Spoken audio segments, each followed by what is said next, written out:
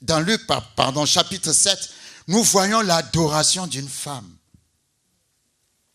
qui a été complètement restaurée, qui est venue offrir un parfum à Jésus et qui a même nettoyé le pied de Jésus avec ses cheveux. Alléluia. Et pendant qu'elle faisait cela, les gens disaient, si Jésus savait qui est cette femme. Mais Jésus savait qui était cette femme. Et Jésus, voyant le cœur de cette femme, a reçu son adoration. Et sa vie a changé complètement. Alléluia. Jean chapitre 11. Quand Lazare était mort et que Jésus est arrivé dans la maison de Marthe et Marie, la Bible dit que Marie étant venue au pied de Jésus. Alléluia. Elle a adoré Jésus. Est-ce que vous me suivez? Qu'est-ce qui s'est passé après? Son frère a été ressuscité. Donc, la prosternation, l'adoration change ta circonstance. La prosternation, l'adoration change l'épreuve par laquelle tu es en train de passer. Alléluia. Vous savez, quand vous êtes en train d'adorer, l'adoration vous amène dans une autre dimension. Quand Jésus est présent, quand il y a l'atmosphère, partout où Jésus est présent, il y a toujours une atmosphère d'adoration. Parce que Jésus est Dieu. Alléluia. Vous allez remarquer, quand vous lisez Matthieu 14 et Matthieu 15, que pendant 3 jours, Jésus prêchait à la foule. Mais la foule n'a jamais dit qu'elle avait faim. Il y a un niveau de la gloire. Quand tu es dans cette gloire, tu n'as pas faim. Ah, quelqu'un ne me comprend pas. Quelqu'un ne me comprend pas. C'est là, Jésus dit, l'homme ne vivra pas seulement de pain, mais de la parole. Parce qu'il y a un niveau de gloire où tu n'as pas faim. Jésus a multiplié le pain 2 fois. D'abord dans Matthieu chapitre 14. Quand vous lisez Matthieu chapitre 14, à son verset 15, la Bible dit, le soir étant venu, les disciples s'approchèrent de Jésus, de lui, et dirent, ce lieu est désert et l'heure est déjà avancée, renvoie la foule afin qu'elle aille dans les villages pour s'acheter des vivres. Mais la foule n'a rien dit. La foule n'a pas dit on a faim. C'est les disciples qui ont dit la foule doit avoir faim. Mais la foule n'avait pas faim. Pourquoi? Parce que la foule était dans la gloire de Dieu. La foule était avec le Seigneur. Et Jésus dit, Qu'y a-t-il alors à leur donner à manger? Ils ont trouvé... Jésus leur a d'abord dit, donnez-leur vous-même à manger. Et les disciples avaient commencé à se poser des questions pour savoir, mais comment on peut nourrir cette foule? Ils n'ont pas compris que dans la présence de Jésus, tout est possible. Et c'est là où ils ont trouvé quelqu'un qui avait 5 pains et 2 poissons. Et Jésus a dit, apportez-les-moi. Il faut toujours apporter tes biens à Jésus. Quand on les a apportés à Jésus, Jésus les a multipliés. Mais ce que je veux signaler, c'est que le peuple n'a rien demandé. Parce que dans la présence de Dieu, tu n'as pas faim. La gloire de Dieu arrête les besoins physiques. Come on. La gloire de Dieu descend. Tu peux passer 12 heures dans la gloire de Dieu, crois que c'est 1 heure. Pourquoi? Parce que tu es dans sa présence. Amen. Et la deuxième fois, c'était Jésus qui avait demandé qu'on aille chercher à manger au peuple. Et il avait donné une raison. Il avait dit pour cela, dans Matthieu chapitre 15, il avait dit, parce que je ne veux pas les libérer à jeun. Alléluia. Mais tant qu'ils sont avec moi, ils n'ont pas besoin de manger. Mais parce que je vais les libérer, ils vont peut-être avoir faim. Ah, quelqu'un ne me comprend pas. Parce que dans les deux cas, c'est toujours pas la foule qui réclame à manger. Parce que la foule, qui est la nourriture ou pas, était dans la gloire de Dieu. Quand tu es un adorateur, la gloire, vous savez, quand Moïse montait sur la montagne, vous allez voir, quand Moïse est mort, la Bible dit qu'on n'a jamais vu un homme semblable à lui qui parlait avec Dieu face à face. Moïse entendait la voix de Dieu et répondait à Dieu. Moïse montait sur la montagne pendant 40 jours, 40 nuits. Il ne pouvait pas pendant 40 jours et 40 nuits être debout devant Dieu, il devait être prosterné. Quand il descendait de la montagne, la Bible dit, personne ne pouvait le voir en face parce que son visage brillait. Waouh! Son visage, des fois il était obligé de mettre un voile sur le visage. Pourquoi? Parce que après être entré dans la présence de Dieu, la présence de Dieu l'a changé, l'a transformé. Et il est descendu avec le visage de Dieu, si vous me permettez. Vous savez, on devient ce qu'on adore. Ça aussi, c'est un principe très important. Même s'il faut prendre un exemple très simple dans la vie, les idolâtres, ceux qui adorent des idoles, je peux même prendre ceux qui, par exemple, les gens qui ont un amour particulier à un chanteur ou à une chanteuse, à un point tel que c'est même comme s'ils adorent la personne. Les fanatiques, les fans, regardez-les, hein, ils ressemblent à leurs idoles. Ils s'habillent comme leurs idoles. Ils se coiffent les cheveux comme leurs idoles. Ils marchent et parlent comme leurs idoles. Pourquoi? Parce qu'ils adorent leurs idoles et tu deviens ce que tu adores.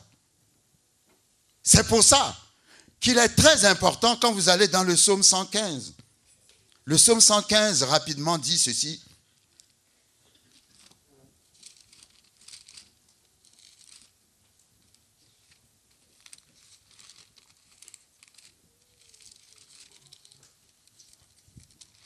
Psaume 115.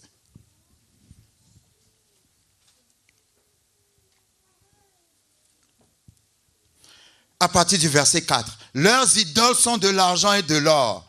Elles sont l'ouvrage de la main des hommes. Elles ont une bouche et ne parlent point. Elles ont des yeux et ne voient point. Elles ont des oreilles et n'entendent point. Elles ont un nez et ne sentent point.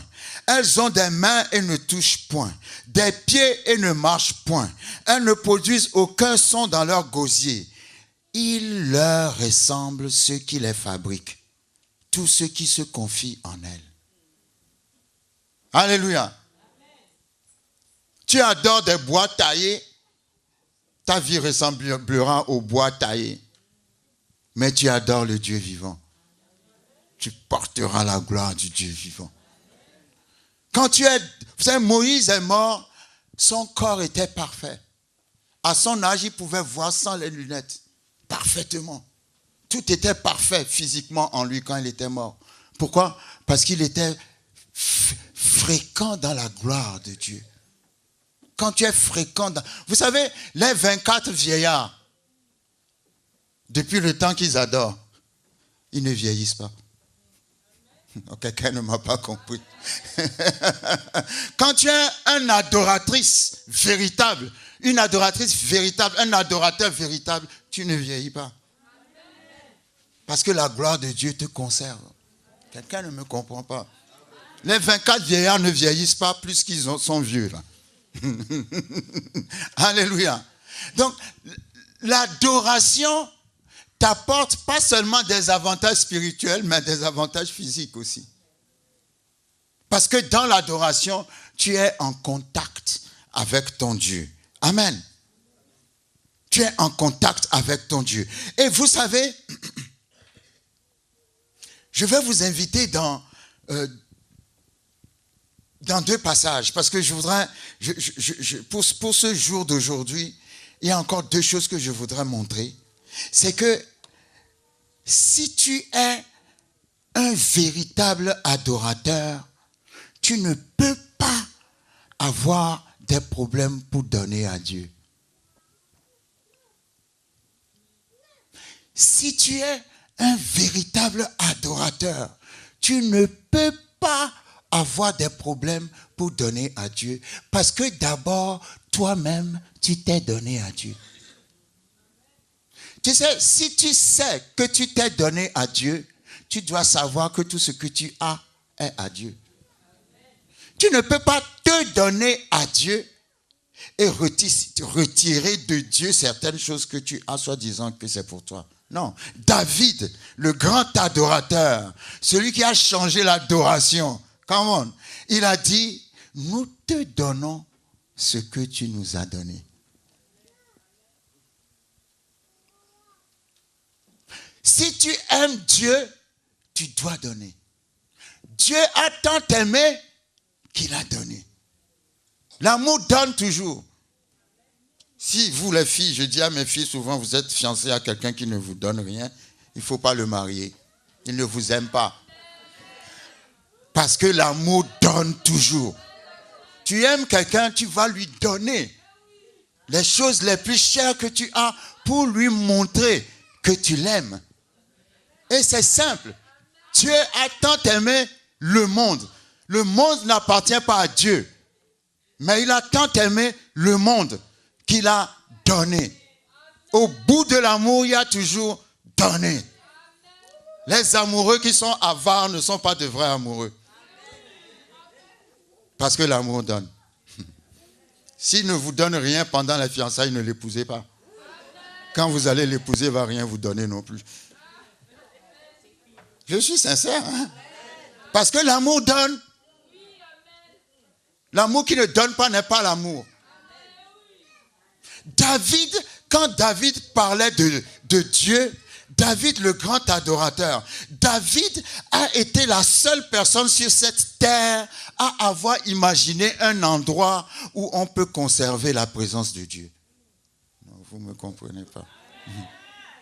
David a dit dans 2 Samuel 7, je vais bâtir une maison pour l'Éternel. Et l'Éternel lui a dit, est-ce que moi je t'ai demandé une maison? Lisez 2 Samuel 7. J'habite dans les cieux, j'habite sur la terre, j'habite partout. Mais parce que tu as voulu me bâtir une maison, moi aussi je te bâtirai une maison. Et cette maison, c'est la royauté de David. Et de David sortira plus tard Jésus-Christ. Pourquoi? Parce que David a voulu bâtir une maison pour Dieu. Ah, come on. Un adorateur cherche toujours à bâtir la maison. Moi, je dis toujours, est-ce que quand la fin du mois arrive, vous savez comment le pasteur a payé le loyer? Il y a 2 choses que j'ai vues dans la Bible. qui doivent être incontournables dans la vie d'un adorateur. Donner la dîme, bâtir la maison de Dieu. Dans bâtir la maison de Dieu, je parle de soutenir la maison de Dieu.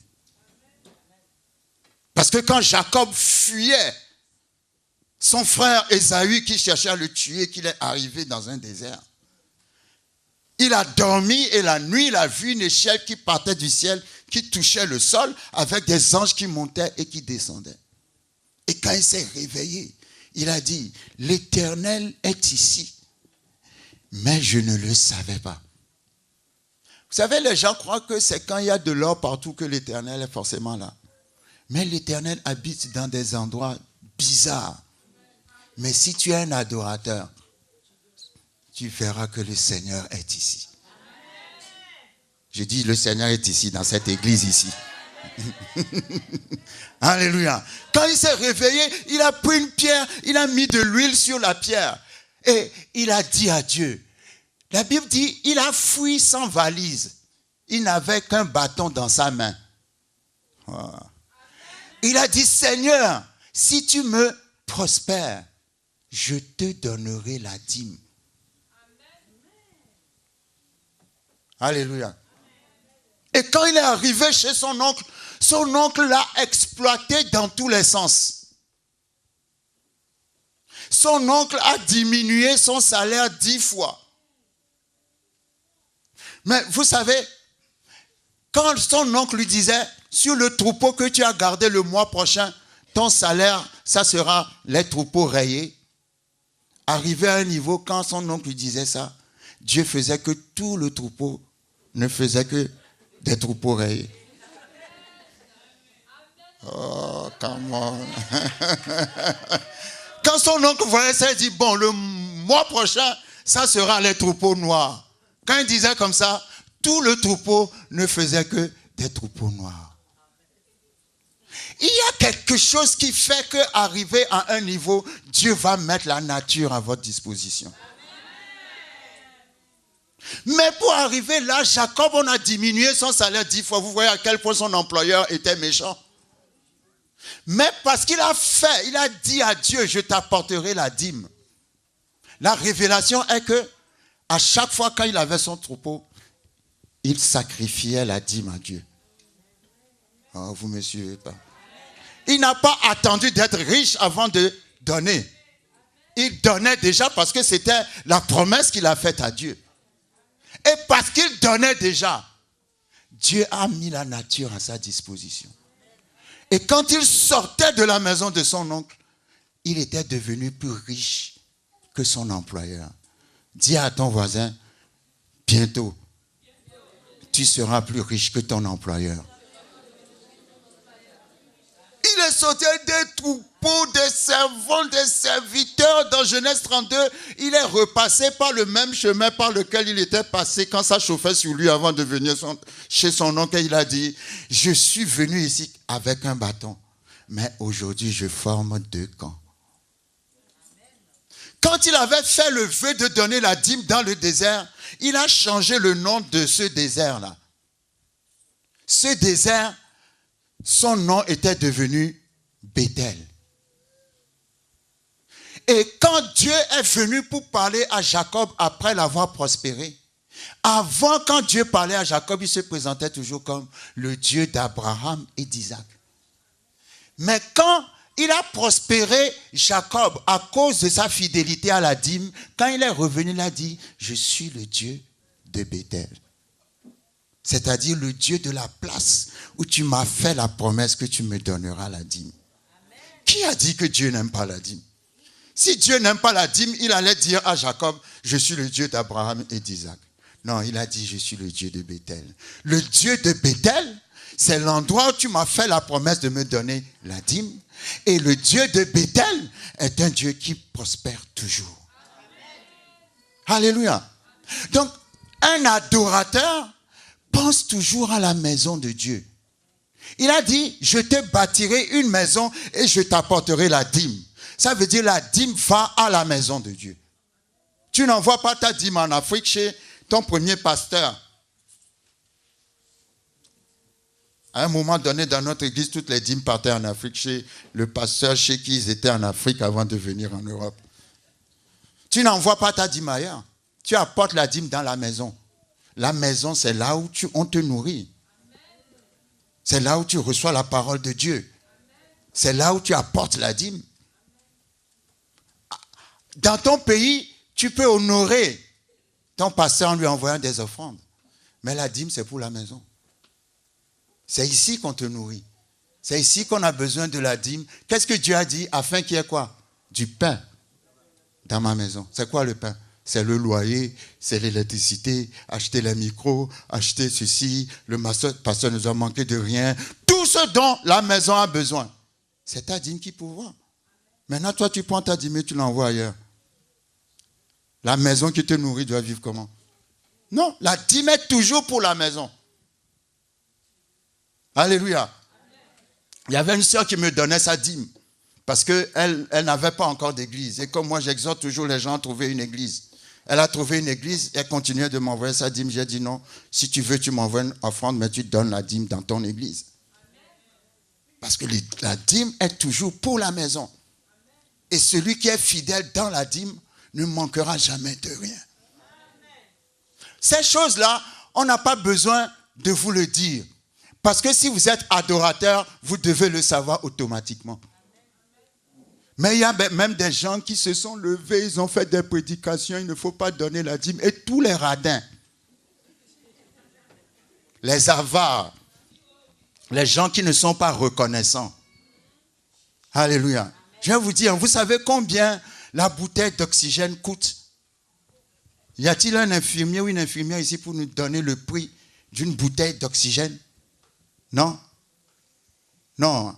Il faut chercher à savoir combien la bouteille d'oxygène coûte. Parce que parfois, il y a certaines maladies qui viennent sur toi. Tu es obligé de vivre sur la bouteille. Et c'est là où tu comprends que Dieu t'a fait grâce. Parce que depuis que tu es né jusqu'à maintenant, tu respires l'oxygène gratuitement. Mais s'il faut que tu payes la bouteille d'oxygène pour vivre, je ne te donne pas 24 heures pour vivre. Ça déjà suffit pour que tu sois reconnaissant à Dieu. Alléluia. Vous savez, la reconnaissance, c'est une manière de dire, comme David a dit, nous te donnons ce que tu nous as donné. C'est Dieu qui a apporté. Je vais vous dire quelque chose. Quand les enfants d'Israël sortaient de l'Égypte, ils sont sortis avec l'or et l'argent. Pourquoi ils sont sortis avec l'or et l'argent? Parce que Dieu voulait arriver dans le désert, qu'ils utilisent l'or et l'argent pour bâtir le tabernacle. Je n'ai plus la référence, je ne sais plus si c'est Exode 36. Quand Moïse a fait l'appel pour que les gens amènent leur argent, leur or pour bâtir la maison de Dieu, la Bible dit que les gens ont tellement donné que Moïse était obligé de faire une autre annonce en disant « Arrêtez de donner parce que vous avez trop donné. » Non, vous connaissez un pasteur sur cette terre qui a déjà fait cette annonce? Arrêtez de donner parce que vous avez trop donné. Exode chapitre 36, si je ne me trompe. Exode chapitre 36, à partir du verset 4. Alors, tous les hommes habiles, occupés à tous les travaux du sanctuaire, quittèrent chacun l'ouvrage qu'il faisait et vinrent dire à Moïse, le peuple apporte beaucoup plus qu'il ne faut pour exécuter les ouvrages que l'Éternel a ordonné de faire. Verset 6, Moïse fit publier dans le camp que personne, homme ou femme, ne s'occupa plus d'offrandes pour le sanctuaire. On empêcha ainsi le peuple d'en apporter. Come on! Les gens ont tellement donné qu'on a dit non, ne donnez plus. S'il vous plaît, arrêtez de donner. Pourquoi ils ont donné autant? Parce qu'ils étaient reconnaissants au Dieu qui les a délivrés de 430 ans d'esclavage. Et pourquoi ils ont donné autant? Et pourquoi Dieu les a bénis avant? Le travail que tu as, ce n'est pas pour toi. C'est d'abord pour adorer le Seigneur. Le business que tu as commencé, Dieu l'a permis. C'est d'abord pour adorer le Seigneur.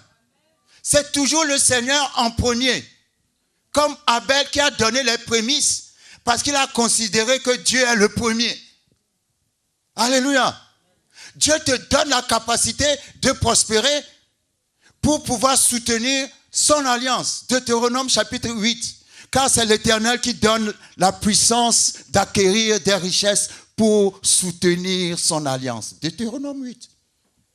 Donc, quand Dieu t'enrichit, quand Dieu te donne des ouvertures, ce n'est pas d'abord pour toi, c'est pour soutenir son alliance. Un adorateur ne peut pas vivre le jour au jour sans jamais penser à l'œuvre de Dieu.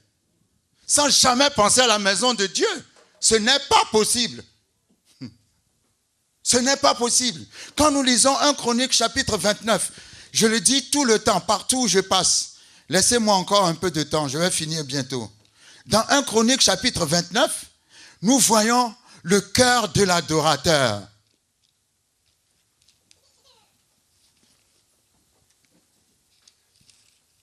Un adorateur qui s'appelle David.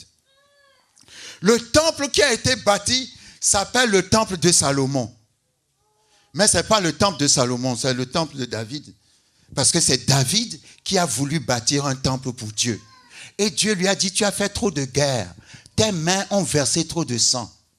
C'est ton fils qui va bâtir cette maison pour moi. Mais ce n'est pas Salomon qui a eu la vision de bâtir, c'est son père David qui a eu la vision de bâtir une maison pour Dieu.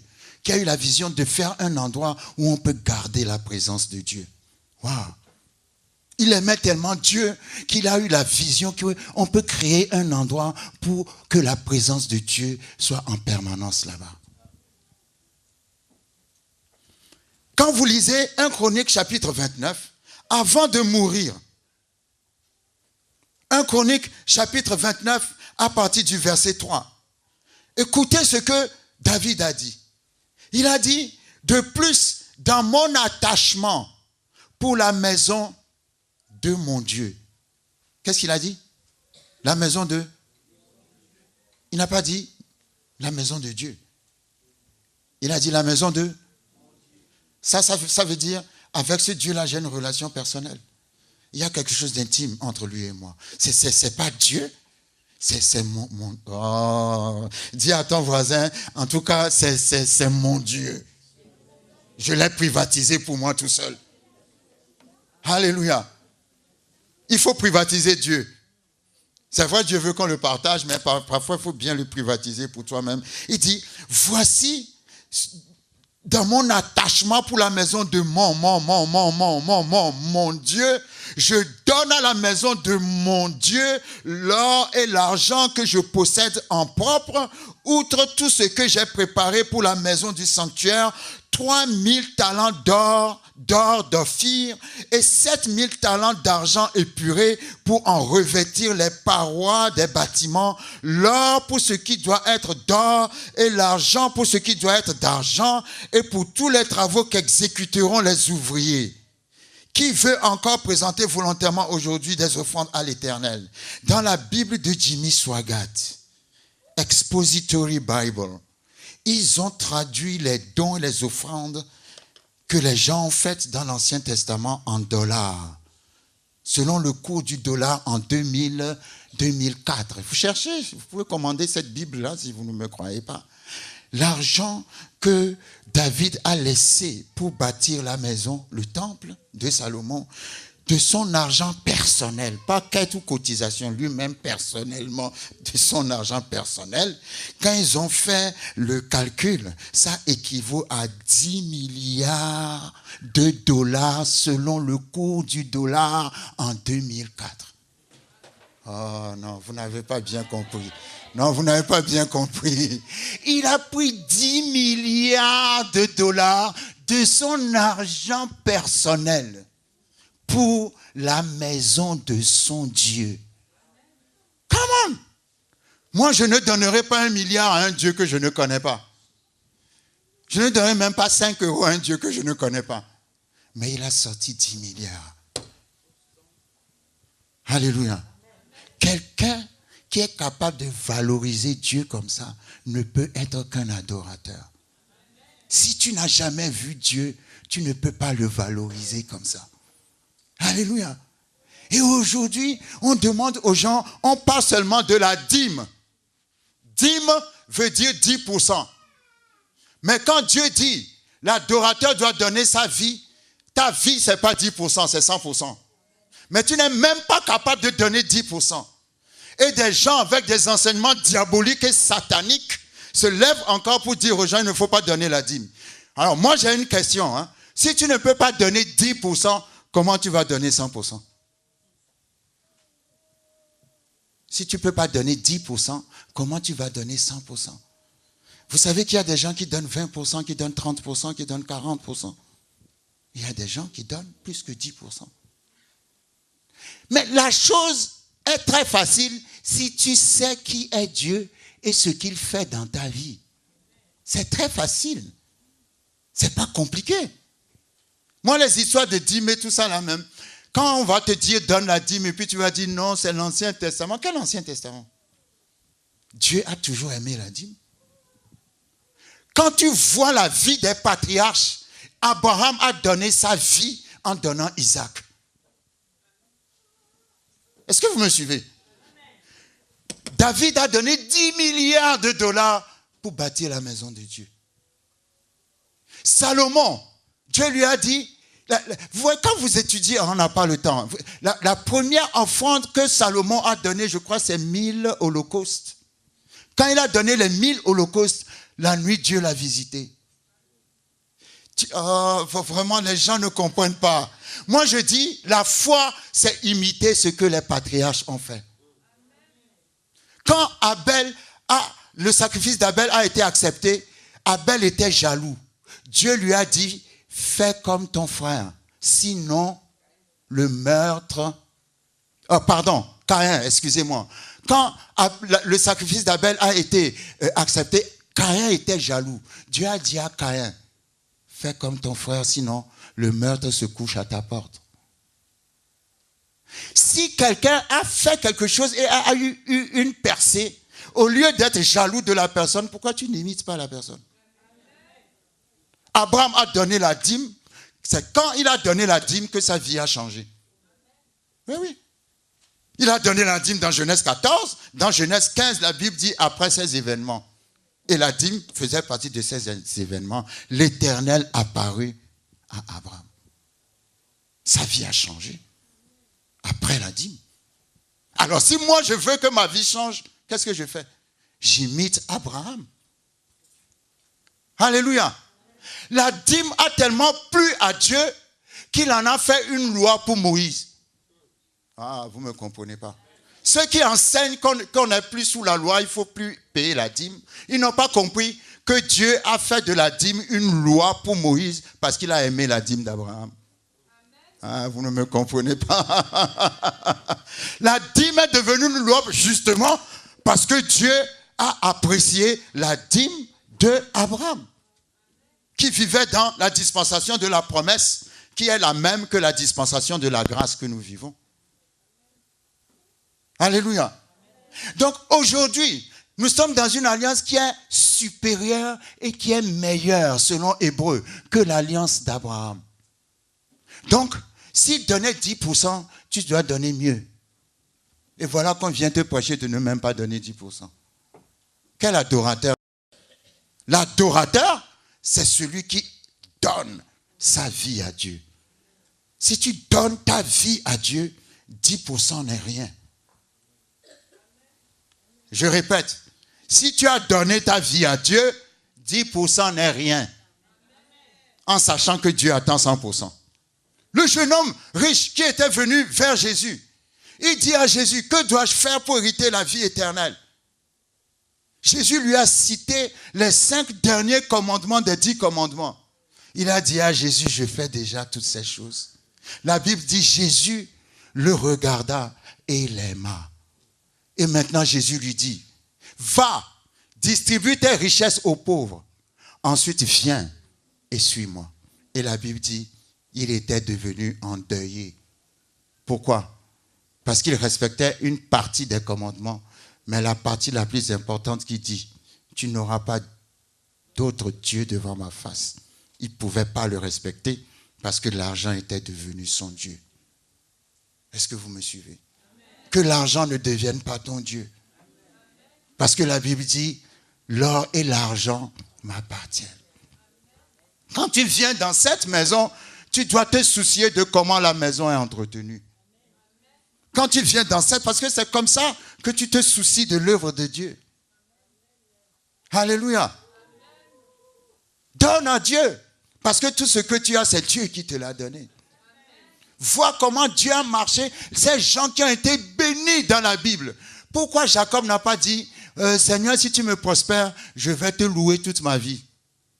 Non. Il a dit, si tu me prospères, je te donnerai la dîme et je te bâtirai une maison. Il est arrivé dans une situation où on a diminué son salaire 10 fois, mais il est sorti plus riche que son employeur. Ne me dites pas que la dîme n'a pas de sens. La dîme a un sens. Il va te sortir de ton manque. Il va te sortir de ta pauvreté. Elle va te sortir. Toutes les bénédictions qui ont été citées par rapport à la dîme dans Malachie chapitre 3 touchent toutes les parties de notre vie. J'ouvrirai les écluses des cieux. C'est ton intelligence, les écluses des cieux. Oui. C'est une idée que Dieu va te donner pour entreprendre et ça va prospérer. Toi, tu t'en sortiras toujours. Quand il parle de vigne qui ne sera pas stérile, ça parle de la famille. La fidélité à la dîme guérit la stérilité physique. Oh, come on. Il y a des secrets dans l'alliance de la dîme que beaucoup de gens ne connaissent pas. C'est pour ça que les ignorants vous disent qu'il ne faut pas donner la dîme. Mais si vous voyez les promesses qui sont attachées jusqu'à la famille, jusqu'à tes enfants. La version anglaise dit, j'enverrai la bénédiction et il n'y aura pas assez de place dans ta maison pour la contenir. Prenez le même passage dans une Bible en anglais. Parce que tu es fidèle à la dîme. Dieu n'a pas besoin de ton argent pour être Dieu. Mais en lui apportant ton argent, tu lui dis merci Seigneur parce que c'est toi qui m'as tout donné. C'est juste la reconnaissance et un acte de foi. Sinon, Dieu n'a pas besoin de ton argent. Mais en faisant cela, tu le valorises. Tu l'élèves. C'est ça l'adoration. L'adoration, c'est le valoriser. C'est l'élever. C'est le glorifier. Avec ce que tu es et avec ce que tu as. Pas avec ce que tu as seulement. Avec ce que tu es et avec ce que tu as. Alléluia. Je sais que vous êtes fatigués, mais je vais prendre encore 15 minutes. Et après, je vais vous libérer. Quand vous lisez 2 Corinthiens, chapitre 8, dans 2 Corinthiens, chapitre 8, l'apôtre Paul a été faire des collectes. Moi, je ne comprends pas pourquoi on doit expliquer aux gens à donner la dîme, et je ne comprends pas pourquoi il y a des gens qui disent de ne pas donner la dîme. Mais c'est satanique et diabolique. On ne doit même pas te demander de donner la dîme. Parce que naturellement même, tu es censé tout donner à Dieu. Vous savez que Dieu peut vous demander, bon, vous avez peut-être 20 000 sur votre compte. Dieu va te dire, bon, écoute, je veux que tu prennes les 20 000 et que tu donnes à tel ministère. Ah, je vous parle de l'adoration véritable. Dieu va te dire, tout ce que tu as dans ton compte, donne à ce ministère-là. Tu vas dire, Seigneur, c'est tout ce que j'ai. Justement, c'est pour ça que je te dis de donner tout ce que tu as à ce ministère-là. Tu es obéissant. Ce que tu vas recevoir sera, je ne sais pas combien de fois plus que ce que tu as donné. Est-ce que vous me suivez? Quand la femme veuve de Sarepta avait la famine dans son pays, Dieu a dit à Élie, va à Sarepta, là j'ai dit à une veuve de te nourrir. Elle allait chercher le bois pour faire sa dernière nourriture. Pourquoi elle n'a pas dit à Élie, c'est ma dernière nourriture, je ne peux pas t'aider. Elle a dit à Élie, mon fils et moi nous allons manger et après nous allons mourir. Et Élie lui a dit, donne-moi d'abord à manger. Le d'abord là est très important. En disant, donne-moi à manger, il ne faut pas voir Élie la personne, il faut voir Dieu le ministère. Donne d'abord à Dieu. Et quand elle a donné à Dieu, qu'est-ce qui s'est passé? Elle n'a rien manqué jusqu'à la fin de la famine. Parfois, Dieu va te demander tout ce que tu as. Ce n'est pas pour que tu sois perdant, c'est pour que tu sois gagnant. Et c'est ça l'adoration.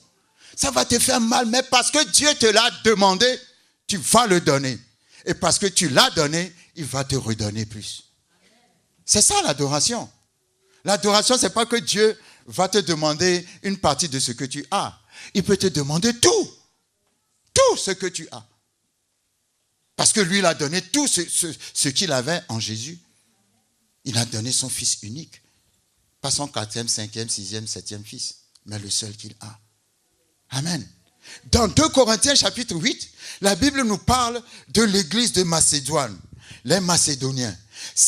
Les gens de cette église-là ont entendu que Paul faisait des quêtes pour aider les chrétiens de Jérusalem.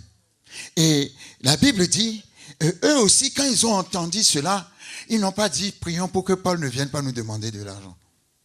Ils se sont levés eux-mêmes et ils ont insisté auprès de Paul pour participer à la quête. La Bible dit, 2 Corinthiens chapitre 8, nous vous faisons connaître, frères, la grâce de Dieu qui s'est manifestée dans les églises de Macédoine, au milieu de beaucoup de tribulations qui les ont éprouvées, leur joie débordante et leur pauvreté profonde. C'était des églises qui n'étaient pas riches. Mais parce que la Bible parle de la Bible n'a pas dit leur pauvreté. La Bible a dit leur pauvreté profonde. Vous connaissez des gens qui sont profondément pauvres. Ils ne sont pas pauvres, mais ils sont profondément pauvres. Et la Bible dit malgré leur pauvreté profonde et malgré leurs tribulations et leurs épreuves, ces églises ont demandé à participer à la quête. Et la Bible dit, leur quête a produit avec abondance de riche libéralité. C'est-à-dire que quand ils sont profondément pauvres, mais quand ils ont apporté leur quête, l'apôtre Paul s'est dit, mais où est-ce qu'ils ont trouvé tout cet argent? Est-ce que vous me suivez? Et quand l'apôtre Paul se demandait où est-ce qu'ils ont trouvé tout cet argent, la Bible dit, verset 3, ils ont, je l'atteste, donné volontairement selon leurs moyens et même au-delà de leurs moyens, nous demandant avec de grandes instances la grâce de prendre part à l'assistance destinée aux saints. Et non seulement ils ont contribué comme nous l'espérions, mais, c'est ça le secret, ils se sont d'abord donnés eux-mêmes au Seigneur. Qu'est-ce qui te permet de beaucoup donner au Seigneur? Quand tu t'es d'abord donné toi-même au Seigneur. Parce que si tu t'es donné vraiment au Seigneur, même si tu es dans une pauvreté profonde, ton offrande, à cause de ton amour pour le Seigneur, deviendra de riche libéralité. La pauvreté profonde a donné de riche libéralité. Et l'apôtre Paul a dit, le secret, c'est qu'ils se sont d'abord donnés au Seigneur. Le véritable adorateur n'a pas peur de donner à Dieu. Parce qu'il sait que lui-même, il s'est déjà donné à Dieu. Et si tu t'es déjà donné à Dieu, tout ce que Dieu te demande. Abraham n'a jamais vu Dieu ressusciter un mort. Mais il a dit, en donnant Isaac, même s'il meurt, Dieu va le ressusciter. Avec Dieu, ce que tu donnes ne meurt jamais. Je dis, avec Dieu, ce que tu donnes ne meurt jamais. Je dis encore, avec Dieu, ce que tu donnes ne meurt jamais. Il a dit, nous irons et nous reviendrons. Ce que tu donnes à Dieu te reviendra toujours. Et ça te reviendra plus que tu n'as donné. Quand la Bible dit, dans le livre d'Ecclésiaste ou de Proverbes, jette le pain sur l'eau et il te reviendra. Mais quand tu jettes le pain sur l'eau, le pain est maigrichon et quand il te revient, il est plus gros que tu l'as jeté parce qu'il est rempli d'eau. Alléluia. Tout ce que tu donnes à Dieu te revient et te revient dans une taille supérieure que la taille dans laquelle tu l'as donné. Amen. Donc, la seule chose que je te demande, donne ta vie au Seigneur. En sachant que celui à qui tu as donné ta vie, c'est le Dieu de la vie. Et que cette vie-là, il va la protéger. Il va la prospérer. Et cette vie, va te revenir avec des fruits et des récoltes en abondance. Je termine par l'attitude de l'adorateur. Daniel chapitre 3. Dans Daniel chapitre 3, la Bible nous parle d'Abed-Négo, Méshach et Shadrach, que j'appellerai des vrais adorateurs. Vous savez, un adorateur, ce n'est pas quelqu'un qui est influençable.